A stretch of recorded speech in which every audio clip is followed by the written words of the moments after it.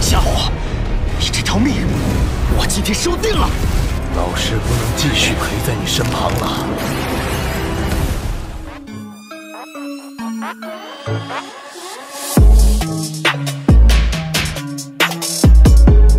Halo para tetua, para pecinta Battlefield Defense dimanapun kalian berada.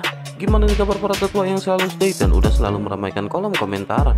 Udah siap kancut dengan perjalanan dari Mang Oyan? Kuilah gak usah pakai lama-lama lagi, kita kancutkan perjalanannya dan selamat berimajinasi.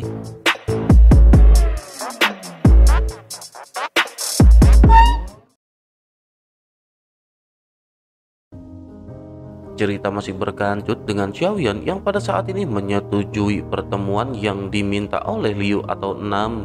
Setelah menunggu beberapa saat, pada akhirnya sosok Yi menghilang sebelum akhirnya digantikan oleh Liu. Pada akhirnya Liu dan Jiyu perlahan muncul di platform batu. Liu pada saat ini tidak lagi menyembunyikan identitasnya dan secara langsung menyatakan siapa menurutnya Xiaoyan ini. Sosoknya berkata, mungkinkah ia harus memanggilnya dengan sebutan Gu Zhongsheng atau Yang Mulia? Ia juga sesungguhnya telah lama mengagumi namanya. Menanggapi hal tersebut, Xiaoyan menjawab dengan dingin ketika berkata bahwa Xiaoyan tidak peduli dengan nama Gu Zhongsheng. Xiaoyan juga tidak menganggap dirinya sebagai Yang Mulia. Xiaoyan pada saat ini berpikir tampaknya Liu memang mengetahui Yang Mulia telah mokat. Namun dari apa yang ia katakan, tampak jelas terlihat bahwa ia berpikir bahwa Yang Mulia belum benar-benar meninggoy. Sosoknya juga sedikit terdiam sebelum akhirnya bertanya jika begitu permasalahannya siapakah identitas Xiaoyan sesungguhnya. Selain itu, mengapa mereka pada saat ini harus terus berpura-pura? Menanggapi hal ini, Xiaoyan tahu betul bahwa kekuatannya sendiri pasti yang paling lemah di antara alam dewa kekacauan. Selain masalah identitasnya sendiri, meskipun pihak lain mengetahui bahwa Xiaoyan adalah reinkarnasi dari Yang Mulia, Xiaoyan tidak bisa membiarkan pihak lain menentukan apakah Yang Mulia benar-benar telah mokat atau telah bereinkarnasi. Tampaknya berpura-pura menjadi kuat dan berpura-pura menjadi lemah pada saat yang bersamaan merupakan jalan terbaik bagi Xiaoyan. Xiaoyan pada saat ini harus memberinya rasa penindasan penuh untuk keselamatan Xiaoyan.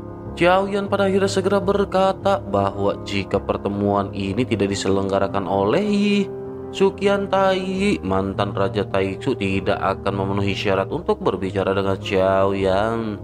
Dihadapkan dengan pengungkapan langsung identitas Xiaoyan ini, Suqian Tai masih terkejut.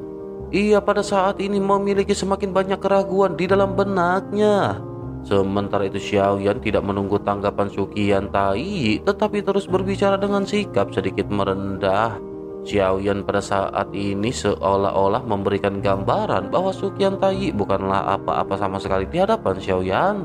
Xiaoyan berkata bahwa ketika ia mendatangi klon Xiaoyan dalam bayangan darah, sebaiknya ia pada saat ini mengatakan apa yang ingin ia lakukan. Setelah Suqian Tai terdiam beberapa saat, ia pada akhirnya mengungkapkan pikirannya secara langsung. Bukan karena ia pada saat ini tidak ingin berkomplot melawan Xiaoyan, melainkan karena nama Yang Mulia ini terlalu besar di hadapannya. Sosoknya pada akhirnya berkata bahwa ia ingin Xiaoyan membantunya mendapatkan kembali tahta. Dengan begitu maka Taixu akan mundur dari Senshi. Dapat dikatakan pada saat ini mereka akan bekerja sama untuk keuntungan bersama. Xiaoyan pada saat ini sedikit terdiam dan berpikir bahwa tes serta permainan yang dilakukan oleh Xiaoyan ini benar-benar membuat Suqian Tai terasa bingung. Xiaoyan pada akhirnya menjadi semakin bersemangat dan Xiaoyan segera kembali mulai berbicara. Xiaoyan berkata bahwa jika mendengar apa yang dikatakan oleh Suqian Tai, tampaknya mereka para makhluk Taixu yakin akan menang. Senshi tidak takut pada Taixu sebelumnya, oleh karena itu hingga saat ini mereka juga masih tidak takut. Jika para prajurit Taixu ingin bertarung, maka mereka akan mendapatkan pertarungan. Bagaimana mungkin mereka pejuang Senshi bisa takut kepada Taixu? Selain itu, bukanlah permasalahan siapakah yang akan menjadi Raja Taixu. Ini bukanlah urusan Xiaoyan ataupun urusan dunia Senshi. Xiaoyan pada saat ini dengan tegas menolak apa yang disebut dengan saling menguntungkan oleh Suqian Tai. Terlepas dari kekuatan Suqian Tai, sekarang Taixu tidak ada hubungannya dengan Xiaoyan. Xiaoyan juga paham ternyata Suqian Tai sangat ingin menggunakan kekuatan sensi untuk membiarkannya kembali mendapatkan tahta. Sementara itu di sisi lain, Suqian Tai juga tentu saja telah menyiapkan sebuah rencana. Bagaimana mungkin ia akan menyerah karena ia juga merupakan monster tua yang telah hidup sejak lama. Sosoknya pada akhirnya berkata, apakah Xiaoyan adalah Gu Zhongzheng atau bukan? Xiaoyan seharusnya melihat bahwa invasi ini tidak sesederhana itu. Jika ini hanya dilakukan oleh kekuatan Taixu, bagaimana mungkin mereka akan berani menyerang Sensi? Pernahkah Xiaoyan berpikir tentang invasi Taixu ke Sensi ini? Jika para prajurit Taixu ini gagal, maka mereka juga akan berada dalam bahaya kehancuran. Tanpa sumber kekuatan yang kuat untuk mendukungnya, maka pertempuran ini akan bisa diselesaikan. Kemampuan Taixu untuk berdiri hari ini jelas bukan karena sebuah keberuntungan. Tidakkah Yang Mulia memahami mengenai kebenaran ini? Suqian Tai pada saat ini tampaknya telah mendapatkan kembali keuntungan ke sisinya. Ia tampaknya telah menyebarkan ancaman yang lebih besar lagi bagi Xiaoyan. Ia memberitahu Xiaoyan bahwa Taixu tidak bertarung sendirian, tetapi ada kekuatan lain di belakangnya. Suqian Tai juga lanjut menjelaskan bahwa Xiaoyan tentu tahu dan melihat pemusnahan dunia yang luas dengan mata kelapanya sendiri. Jika ia tidak ingin Sensi menjadi dunia yang luas berikutnya, ia berharap Yang Mulia berpikir dua kali. Kata-kata Suqian Tai ini terdengar seperti guntur yang menggelegar di telinga Xiaoyan. Ini juga merupakan ancaman bagi Xiaoyan, dan bagaimana mungkin Xiaoyan tidak mengerti. Namun Xiaoyan pada saat ini tidak panik karena Xiaoyan tahu bagaimana mungkin Sensi takut kepada Taixu. Xiaoyan pada akhirnya dengan tegas berkata bahwa Suqian Tai benar-benar merupakan orang yang sangat berani. Karena mereka Taixu sangat percaya diri, mari mereka melihat kebenarannya di medan perang. Begitu Xiaoyan selesai berbicara, sebelum Suqian Tai terus berbicara, sosok biru Xiaoyan langsung menghilang di platform batu dan hanya meninggalkan Suqian Tai di alam dewa kekacauan. Kepergian mendadak ini juga tentu saja merupakan rencana yang dibuat oleh Xiaoyan. Tidak mudah untuk melakukan terlalu banyak percakapan dengan monster tua seperti Suqian Tai. Bagaimanapun kekuatan Xiaoyan saat ini masih terlalu mudah untuk terungkap. Respon yang singkat dan mendominasi serta kepergian yang tegas akan membuat Suqian Tai penuh dengan banyak pikiran. Yang diinginkan Xiaoyan saat ini adalah membuat Suqian Tai tidak dapat melihat identitas Xiaoyan. Tentu saja Xiaoyan juga berharap bahwa benda-benda untuk melindungi aura dengan cepat didapatkan oleh Xiaoyan. Xiaoyan pada akhirnya menghela nafas dan setelah keluar dari alam dewa kekacauan, Xiaoyan segera mengirimkan 2 pil tubuh dewa iblis yang telah berhasil disempurnakan ke dalam Suyu. Xiaoyan selanjutnya meminta Yi untuk menyerahkannya kepada Qi. Transaksi pun dimulai dan selanjutnya pikiran Xiaoyan mulai bergerak dan Xiaoyan mengeluarkan 2 benda. Salah satunya adalah liontin, sementara yang lainnya adalah jimat, dan benda ini adalah benda yang diberikan oleh Qi atau 7. Xiaoyan pun bergumam bahwa liontin giok ini disebut dengan giok tersembunyi dan perlu diaktifkan oleh sumber energi untuk menyembunyikan aura. Sementara itu jimat ini adalah jimat lubang hampa atau gua void. Bakar jimat ini dengan darah untuk menciptakan ruang hampa yang bisa digunakan sebagai tempat cincin penyimpanan. Cincin penyimpanan ini akan lebih nyaman untuk diambil karena ruangnya lebih besar. Yang paling penting adalah ruang ini mengikuti jiwa daripada tubuh seseorang. Bahkan jika tubuh sosok tersebut dihancurkan, ruang ini akan tetap ada bersama dengan jiwanya. Begitu mendapatkan 2 benda ini, Xiaoyan pada saat ini berpikir sejenak sebelum akhirnya tersenyum pahit. Xiaoyan tahu bahwa tidak ada yang namanya makanan gratis di dunia ini. Xiaoyan juga berpikir bahwa Qi mungkin memiliki tujuan ketika melakukan hal ini. Xiaoyan pun bergumam bahwa Qi ini benar-benar orang yang menarik. Meskipun Xiaoyan telah menyempurnakan pil tubuh dewa dan iblis, Tetapi selain imbalan atas pil tersebut, sekarang selain dari giok penyembunyi aura, ia juga memberi Xiaoyan jimat gua void. Hal ini benar-benar memaksa Xiaoyan untuk berhutang budi kepada Qi. Xiaoyan pun menghela nafas dan kembali berpikir, tetapi karena semuanya sudah dikirim, bagaimana mungkin Xiaoyan perlu bersikap terlalu sopan? Xiaoyan pada akhirnya meneteskan darahnya sendiri ke dalam jimat dan jimat gua void mulai terbakar. Xiaoyan selanjutnya dengan jelas merasa bahwa Xiaoyan terhubung ke satu ruang hampa. Begitu Xiaoyan mengangkat tangannya, celah hampa pada saat ini muncul di depannya dan Xiaoyan bisa dengan jelas merasakan ruang di dalamnya. Xiaoyan berusaha untuk menyekeli giginya dengan hati-hati dan setelah memastikannya aman, Xiaoyan memasukkan beberapa barang yang tidak penting ke dalam ruang hampa. Bagaimanapun Xiaoyan pada saat ini masih merasa tidak nyaman dan tidak bisa membuang semua isi dari cincin penyimpanan Xiaoyan ke dalam kehampaan. Hampir bisa dipastikan bahwa di alam dewa kekacauan, 8 orang ini termasuk nomor 1 tidak memiliki apa yang disebut namanya teman. Mereka pada saat ini hanya mengutamakan kepentingan bersama untuk keuntungan masing-masing. Dengan begitu, maka Xiaoyan pada saat ini tidak dapat mempercayai 7 dan nomor 6. Xiaoyan pun mengesampingkan permasalahan ini dan kembali bergumam bahwa Xiaoyan pada saat ini masih memiliki waktu. Mari mereka mencoba menyempurnakan pil tubuh dewa iblis. Menelan pil ini akan memungkinkan keabadian kaisar memiliki kekuatan aturan yang hanya dapat dikendalikan oleh keabadian para dewa. Bahan obatnya juga telah tumbuh di Taman Limpu dan Xiaoyan hanya perlu mengeluarkan tetesan esensi darah milik Xiaoyan. Xiaoyan pun menghela nafas dan Xiaoyan pada saat ini kembali menoleh ke belakang kompas. Sejumlah besar nyamuk iblis masih melakukan pengejaran kepada Xiaoyan. Selain itu banyak juga orang yang kuat yang tertarik pada aroma obat yang dimurnikan oleh Xiaoyan. Namun ketika Xiaoyan melewati sebuah bintang, Xiaoyan tidak menyadari ada aura kuno yang keluar. Dari bintang tersebut pada saat ini tampak adanya getaran sebelum akhirnya sebuah suara terdengar. Suara tersebut bergumam bahwa rasa ini berasal dari dewa asli.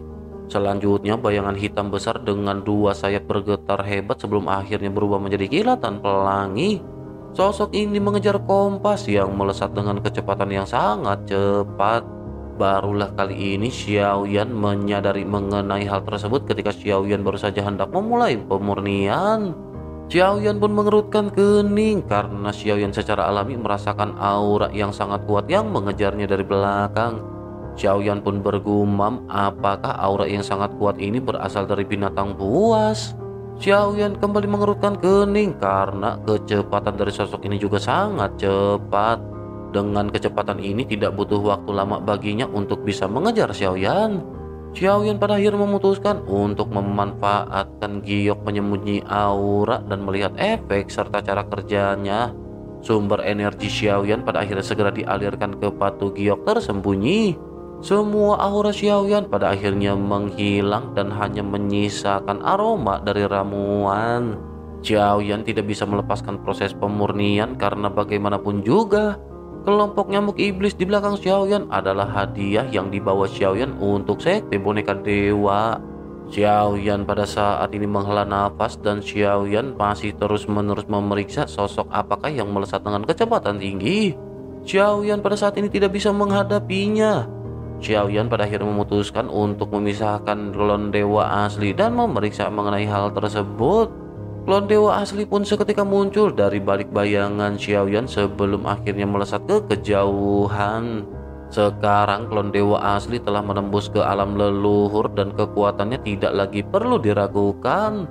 Klon dewa asli yang melesat ke kehampaan pada akhirnya tergantung menatap ke arah kejauhan. Meskipun ia pada saat ini tidak dapat mendengar suara sosok yang mendekat, tetapi ia masih bisa merasakan fluktuasi aneh yang datang.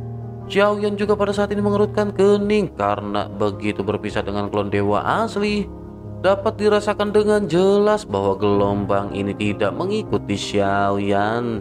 Jika begitu permasalahannya, mungkinkah sosok tersebut tertarik kepada dewa asli? Xiaoyan pada saat ini bergumam, mungkinkah ia benar-benar tertarik dengan klon dewa asli Xiaoyan? Tidak mudah untuk bisa mencium energi dan darah dari klon dewa asli. Xiaoyan pun mengerutkan kening dan Xiaoyan pada saat ini tidak berani gegabah. Mata Xiaoyan yang pada saat ini mengisi klon dewa asli pada akhirnya segera terfokus pada fluktuasi di kejauhan. Setelah beberapa saat, fluktuasi pada akhirnya menjadi semakin dekat dan dari tatapan Xiaoyan, Xiaoyan melihat adanya cahaya merah yang samar-samar yang membesar dengan kecepatan tinggi. Begitu menyadari sosok ini sudah semakin mendekat, segel bintang 9 di antara alis klon dewa asli mulai bersinar terang. Ia tiba-tiba segera melangkah maju dengan telapak kakinya dan sosoknya tiba-tiba melebar hingga ribuan meter. Xiaoyan juga pada saat ini bisa melihat sepasang sayap ilusi yang semakin lama semakin mendekat. Xiaoyan pun bergumam, sepertinya ini bukan binatang buas, tetapi Xiaoyan tidak mengetahui apakah itu. Xiaoyan pada saat ini memutuskan untuk bertanya kepada Jin Huanshen apakah ia mengenali benda ini. Tanpa diduga, Xiaoyan pada saat ini tidak hanya berhasil membawa pilar Tianjun, tetapi juga berhasil membawa sisa jiwa Jin Huanshen. Jin Huanshen juga pada akhirnya segera memeriksa apa yang pada saat ini ditanyakan oleh Xiaoyan. Setelah beberapa saat, sosoknya pada akhirnya bergumam, bukankah ini adalah larva darah raksasa? Xiaoyan sedikit terkejut mendengar apa yang dikatakan oleh Jin Huanshen dan bertanya apa yang dimaksud oleh Jin Huanshen. Jin Huanshen pun menjelaskan bahwa ini terjadi setelah kematian dewa asli yang kuat. Jika tubuh fisik tidak diproses tepat waktu ketika mereka mokat, maka serangga ini akan terlahir. Serangga ini bisa bertahan hidup terutama dengan memakan darah dewa asli. Jika dilihat dari ukuran larva darah ini, sepertinya ia setidaknya menetas dari mayat dewa asli alam leluhur. Xiaoyan tiba-tiba mendesis dingin mendengar hal ini dan Xiaoyan tidak menyangka hal seperti ini benar-benar ada. Xiaoyan tentu tahu bahwa di alam iblis keabadian kuno ini dewa asli telah dibantai oleh klan Qingmi. Dengan begitu, maka tentu saja akan ada banyak dari mayat dewa asli. Namun yang tidak disangka oleh Xiaoyan adalah bahwa monster seperti itu benar-benar akan menetas setelah dewa asli mokat. Xiaoyan pun menghela nafas dan lanjut bertanya, bisakah benda ini digunakan untuk Xiaoyan? Jin Huanshen segera menjawab bahwa secara teoritis itu memang mungkin. Tetapi meskipun begitu, sosok ini perlu diberi makan dengan darah dewa asli. Terlebih lagi, ia juga ingin memberitahu bahwa benda ini sangat jahat. Sambil menatap sosok yang pada saat ini semakin dekat, Xiaoyan terus bertanya berapa banyak hal seperti itu yang bisa ditetaskan oleh seorang dewa asli. Jin Huanshen pada saat ini masih terus menjelaskan bahwa dalam keadaan normal hanya ada satu yang bisa ditetaskan.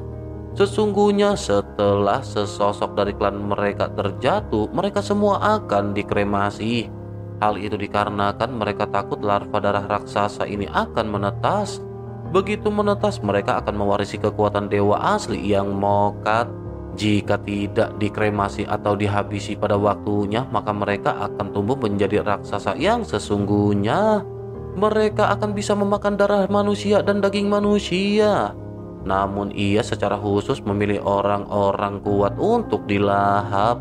Di suatu ketika pernah juga ada seorang raksasa yang muncul di dunia yang luas yang menarik para perhatian dewa asli untuk mengirim banyak orang kuat dan menghabisinya.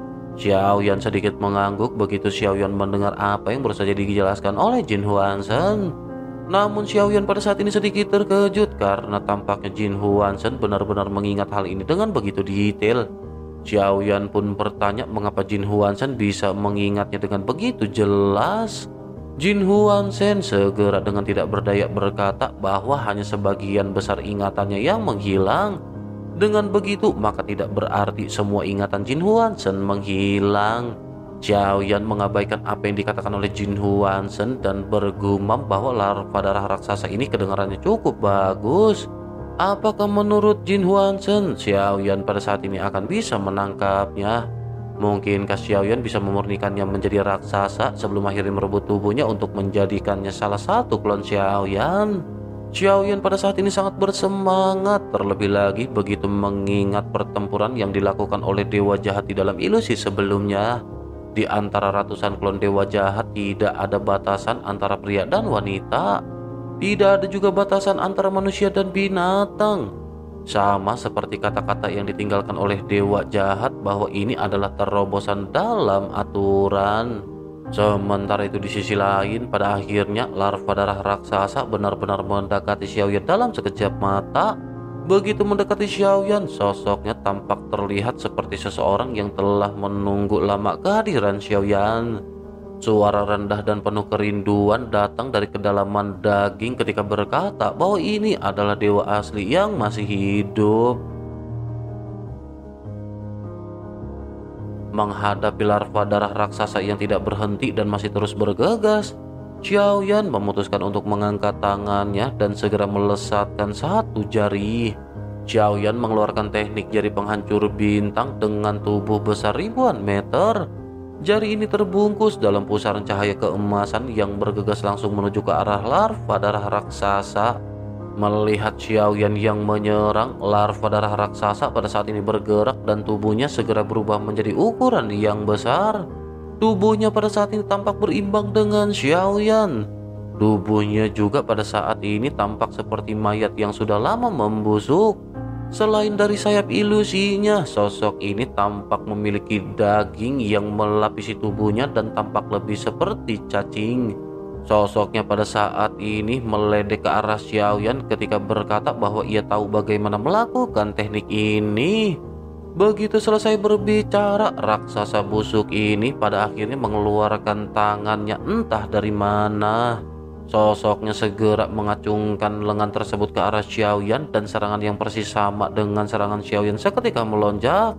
Meskipun keduanya terlihat berbeda, kekuatan mereka pada saat ini tampak terasa dahsyat. Dua jari raksasa yang menutupi langit dan matahari pada akhirnya bertabrakan dan menciptakan angin kencang yang tak tertandingi. Kedua belah pihak tampak berimbang. Xiaoyan tidak menyangka bahwa kekuatan lawan benar-benar bisa bersaing dengan Xiaoyan. Melihat raksasa yang membusuk ini, meskipun daging dan darah busuknya telah berubah menjadi hitam keunguan, Xiaoyan masih bisa melihat ada 9 segel bintang redup di antara alisnya yang belum hilang. Di tengah suara gemuruh kedua serangan, pada akhirnya keduanya mulai runtuh dan meledak setelah konfrontasi. Pukulan ini benar-benar diselesaikan oleh larva darah raksasa. Mata Xiaoyan juga seketika sedikit menggelap, sementara larva darah raksasa pada saat ini tampak penuh dengan semangat. Sosoknya berteriak sebaiknya mereka dengan cepat melakukan pertempuran. Ia benar-benar tidak lagi bisa menahan untuk menyesap semua darah klon dewa asli.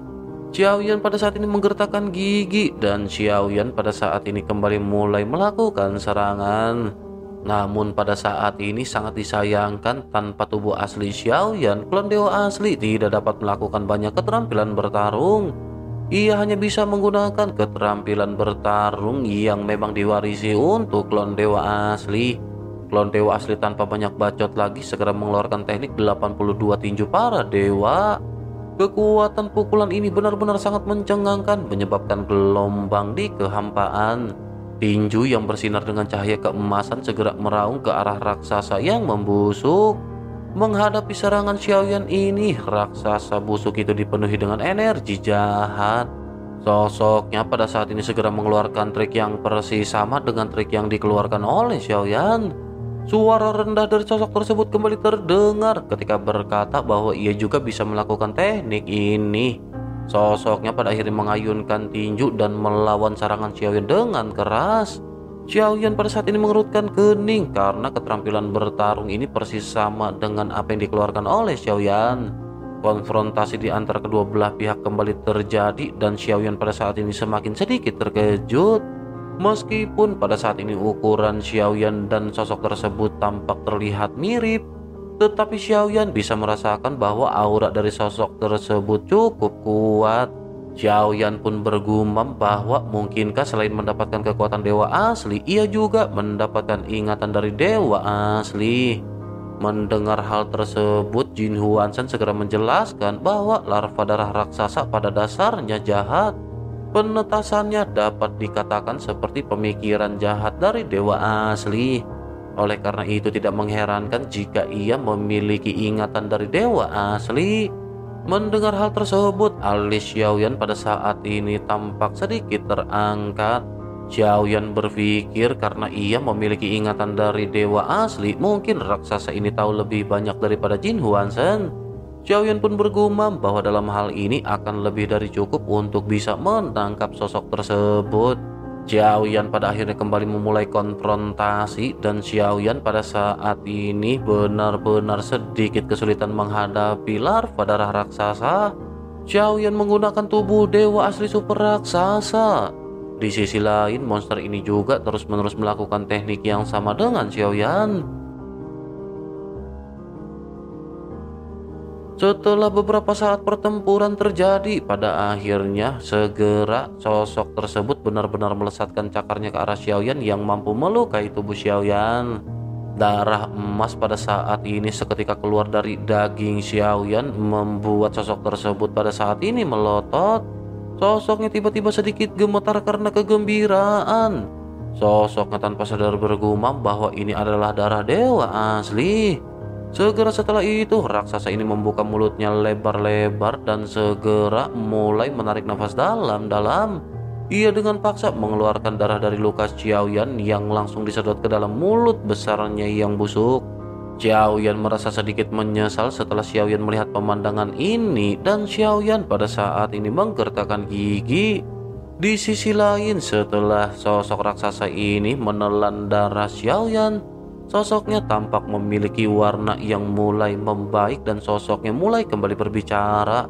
Ia berkata bahwa ini adalah rasa yang sudah lama ia rindukan. Ia sudah lama sekali tidak meminum darah dewa asli dan ia akan meminum semua darah Xiaoyan. Raksasa ini menjilat bibirnya dan benar-benar menunjukkan ekspresi kenikmatan yang luar binasa. Sementara itu Xiaoyan hanya bisa menghela nafas melihat raksasa yang telah mendapatkan kembali warnanya. Alasan mengapa ia tampak terlihat busuk dan menjijikan mungkin karena ia sudah lama tidak menelan darah dewa asli sehingga terjadinya kerusakan. Xiaoyan juga bisa merasakan bahwa aura dari raksasa ini kembali menunjukkan keganasan. Xiaoyan pada saat ini sedikit tersenyum dan Xiaoyan memiliki sebuah ide sebelum akhirnya berkata bahwa jika ia ingin meminum darah maka ia bisa mengikuti Xiaoyan. Begitu selesai berbicara, Xiaoyan pada akhirnya segera melesatkan klon dewa asli mengikuti pergerakan Xiaoyan. Tetapi pada saat ini klon dewa asli tidak bergegas menuju ke arah Xiaoyan tetapi sedikit mengatur jarak. Xiaoyan berniat untuk menghindari terjadinya kecelakaan yang tidak diperlukan. Sementara itu di belakang kompas dewa pada saat ini terlihat ada lebih dari belasan sosok serta sekelompok besar nyamuk iblis yang masih mengejar Xiaoyan. Sementara itu klon dewa asli masih terus-menerus mengatur jarak tertentu dengan Xiaoyan sambil terus menoleh ke arah belakang. Sesungguhnya kenapa dewa asli bisa terluka pada saat sebelumnya adalah sebuah rencana yang dibuat oleh Xiaoyan. Mustahil bagi sosok tersebut untuk bisa menyakiti klon dewa asli dengan kekuatannya pada saat ini. Xiaoyan benar-benar berniat untuk memancing sosok tersebut dan menggiringnya ke arah sekte boneka dewa. Sementara itu di sisi lain, pada saat ini di dalam proses pemurnian di sekte boneka dewa, Yan Yuan tampak berkeringat deras dengan ekspresi pahit di wajahnya. Sosoknya pada akhirnya bergumam bahwa mereka telah mengorbankan 100 boneka dewa dan mengapa mereka masih belum bisa menyegelnya. Leluhur yang dimaksud oleh Yan Yuan pada saat ini segera berkata bahwa semakin lama mereka melakukan proses ini berarti boneka dewa ini jika disempurnakan akan menjadi semakin sempurna. Oleh karena itu mereka jangan berhenti dan meneruskan proses pemurnian sampai berhasil. Yan Yuan jangan khawatir karena setelah sukses, leluhur akan pergi bersamanya untuk mencari dewa asli yang dimaksud. Menurut apa yang dikatakan oleh Yan Yuan, jika ada 2 dewa asli, bagaimana jika salah satunya akan diberikan kepada Yan Yuan? Melihat janji yang dilontarkan oleh leluhurnya, Yan Yuan pada akhirnya segera mengucapkan terima kasih. Yan Yuan juga kembali dipenuhi dengan semangat dan sosoknya terus-menerus melakukan proses pemurnian. Kembali ke Xiaoyan yang pada saat ini masih berada di atas kompas dengan api yang membumbung di depan Xiaoyan. Beberapa tahun telah berlalu dalam sekejap mata dan pengejaran pada saat ini masih terus berlanjut. Pada saat ini Xiaoyan juga sengaja memperlambat kecepatannya untuk membiarkan semua orang yang mengikuti Xiaoyan melihat targetnya. Kabut merah besar pada saat ini muncul di hadapan semua orang, membuat mereka pada saat ini ingin menyerah. Beberapa di antara mereka pada akhirnya memutuskan untuk mundur setelah menyadari bahwa Xiaoyan pada saat ini menggiring mereka ke arah sekte boneka dewa. Tetapi meskipun begitu, pada saat ini tidak ada satupun nyamuk iblis di belakang Xiaoyan yang memutuskan untuk pergi. Adapun klon dewa asli pada saat ini masih terus menjaga kecepatannya dan terus-menerus memperhatikan larva darah raksasa yang mengikutinya. Xiaoyan juga pada saat ini terus-menerus membuatnya semakin pemasaran dan Xiaoyan pada saat ini segera mengeluarkan setetes esensi darah. Xiaoyan menjentikan jarinya dan setetes esensi darah ini segera ditelan oleh larva darah raksasa. Hal ini seketika membuatnya menjadi semakin bersemangat. Setetes esensi darah ini tentu saja tidak akan memuaskan rasa dahaganya. Sosoknya pada saat ini bertanya kemanakah ia sesungguhnya akan pergi. Jangan berpikir untuk bisa melarikan diri darinya. Ia telah menunggu selama ribuan tahun dan ia telah mencari di seluruh alam iblis keabadian kuno. Tidak ada lagi dewa asli yang hidup, oleh karena itu biarkan ia menguras darah Xiaoyan. Suara Xiaoyan pun segera keluar ketika berkata bahwa jika ia bisa menyusulnya, maka Xiaoyan akan membiarkannya menghisap darah Xiaoyan sepuasnya. Larva darah raksasa pun menjadi semakin bersemangat dan sosoknya pada saat ini meningkatkan kecepatannya. Xiaoyan di balik klon dewa asli pada saat ini segera kembali mengatur kecepatannya untuk tetap mengatur jarak.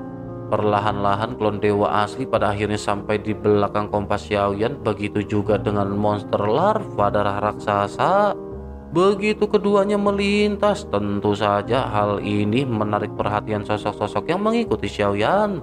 Mereka bertanya-tanya, mungkinkah kedua raksasa ini tertarik dengan aroma ramuan ini? Melihat raksasa yang tampak terlihat kuat ini, banyak di antara mereka justru pada saat ini memutuskan untuk tidak mundur. Meskipun mereka berpikir tidak ada kesempatan bagi mereka untuk mendapatkan ramuan tersebut. Setidaknya mereka ingin tahu ramuan macam apa yang bisa menarik dua raksasa kuat seperti ini. Sementara itu Xiaoyan pada saat ini terus-menerus melakukan pemurnian yang berkali-kali lipat lebih kuat jika dibandingkan dengan sebelumnya. Di kejauhan pada saat ini tampak terlihat ada sesosok yang memperhatikan Xiaoyan yang sedang memurnikan ramuan di atas kompas. Sosok tersebut bergumam bahwa ini benar-benar sungguh sangat menarik. Mungkinkah ada seseorang yang memprovokasi orang ini? Ia jelas sendirian, tetapi ia benar-benar menggunakan metode seperti ini untuk mendapatkan sekelompok pengikut. Selain itu, mungkinkah sosok Jiu ini benar-benar seorang alkemis, begitu juga dengan klonnya?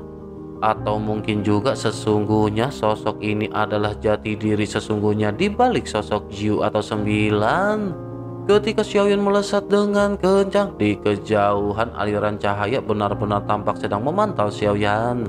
Jika Xiaoyan bisa melihat lebih dekat dan bisa merasakan aura sosok ini, Xiaoyan akan mengenali sosok yang ternyata adalah Yuyan. Meskipun Xiaoyan tidak meminta dan menolak Yuyan untuk mengikutinya, bagaimana mungkin Yuyan benar-benar menuruti kemauan Xiaoyan? Yuyan pada saat ini tampak dipenuhi dengan kegembiraan dan bergumam bahwa ini semakin menarik. Jika orang ini adalah Jiu, bukankah semuanya akan menjadi lebih seru?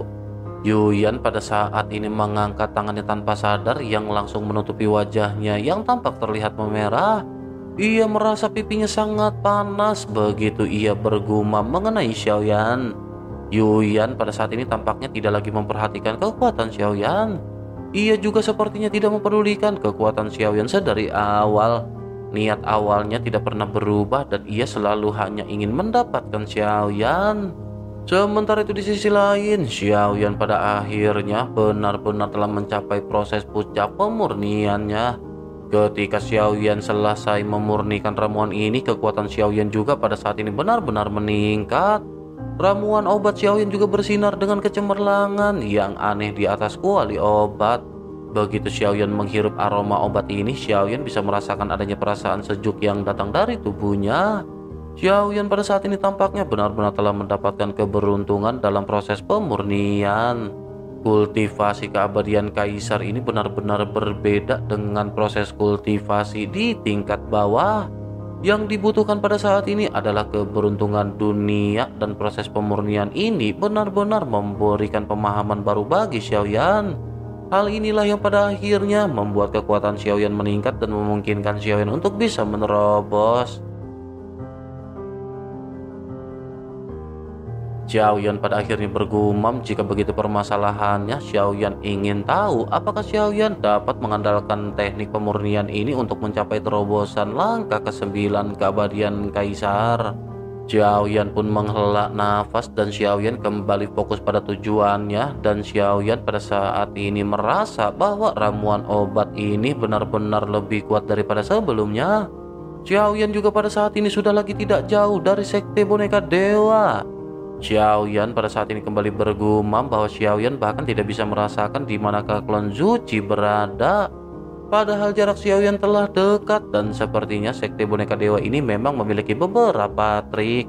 Xiaoyan juga pada saat ini tidak segera menyingkirkan pil tubuh dewa dan iblis dan dengan sengaja membiarkan aromanya menguap. Xiaoyan lanjut melambaikan tangannya dan pada saat ini sejumlah origin ki mengalir ke dalam kompas. Kecepatan kompas di bawahnya juga meningkat tajam dan Xiaoyan berubah menjadi kilatan pelangi yang sangat cepat. Xiaoyan melesat menuju ke arah sekte boneka dewa dan saat jarak Xiaoyan semakin dekat, Xiaoyan melihat peti mati yang dihubungkan dengan rantai besi seperti jarang laba-laba menuju ke arah bintang berbentuk tengkorak. Namun ketika Xiaoyan melihat bentuk tengkorak ini, pupil mata Xiaoyan tiba-tiba menyusut. Ini tampak seperti bintang yang diukir menjadi tengkorak. Namun Xiaoyan bisa merasakan ada sesuatu yang aneh dan Xiaoyan bergumam bahwa ini bukanlah bintang yang diukir. Ini adalah kelapa asli dari kepala dari dewa asli.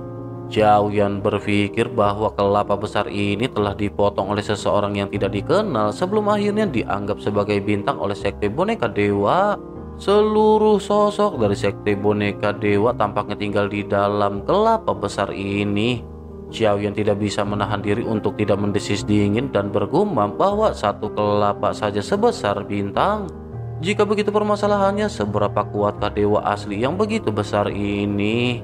Bersamaan dengan Xiaoyan yang terbang langsung menuju ke arah bintang rangka tengkorak tersebut, tampaknya orang-orang dari sekte boneka dewa menemukan keberadaan Xiaoyan dan banyak sosok bergegas ke arah Xiaoyan. Mereka pada saat ini berteriak, siapakah sosok yang berani datang ke sekte boneka dewa untuk menimbulkan permasalahan? Xiaoyan pada saat ini mendengus dingin dan meledek. Apakah mereka bertanya siapakah Xiaoyan? Pertanyaan ini sesungguhnya merupakan pertanyaan yang bagus.